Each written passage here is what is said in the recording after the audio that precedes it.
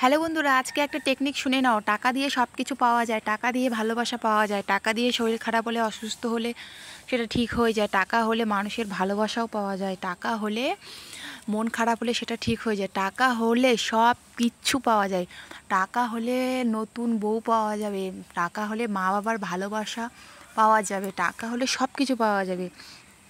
তো কেন বলছি আমি জানি না, তো তোমরা সবাই বুঝে নাও, যে এতটুকু ভেবে নাও, বুঝে নাও মাথার মধ্যে, যে টাকা দিয়ে সব কিছু পাওয়া যায়, মানুষের ভালোবাসাও পাওয়া যায়। তোমাকে যদি কারো ভালোবাসার দরকার আছে, তাহলে তুমি টাকা দাও তাকে, বেশি বেশি করে তাকে কোনো কিছু গিফট দাও, জিনিস দাও, দিতেই থাকো, দেখবা অটোমেটিকই তার কাছ থেকে তুমি ভালোবাসা পাবে, সম্মানটাও পাবে, তবে ভালোবাসাটাও পাবে আর কি।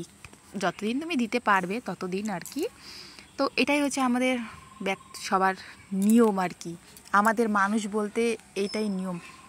তো যাই হোক, আজকে রান্না করছি অনেক দিন পরে, হচ্ছে বাটা মাছ আলু দিয়ে আর উচ্ছে দিয়ে পাতলা করে ঝোল, আর হচ্ছে তার আগের দিন রাত্রেবেলা ওটা আমি ডিমের তরকারি করেছিলাম, আর মেয়ে স্নান করে একটু কৃষ্ণ মহামন্ত্র বলল।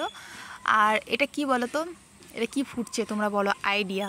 তো আমি তোমাদের বলে দিই, এটা হচ্ছে ভাত রান্না করছি, আর এরকমই দুধ জাল হয়, তবে আমার মেয়ে কখনো খায়নি, তাই আমি কখনো করতে পারিনি।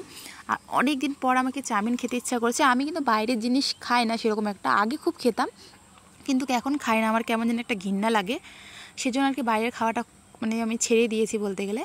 তো ডিমটা আমি শুধু খাই, তবে ডিমটাও আমি ছেড়ে দেবো, চেষ্টা করছি, যেহেতু ছোটোর থেকে খাওয়া হয়েছে তার জন্য আর কি।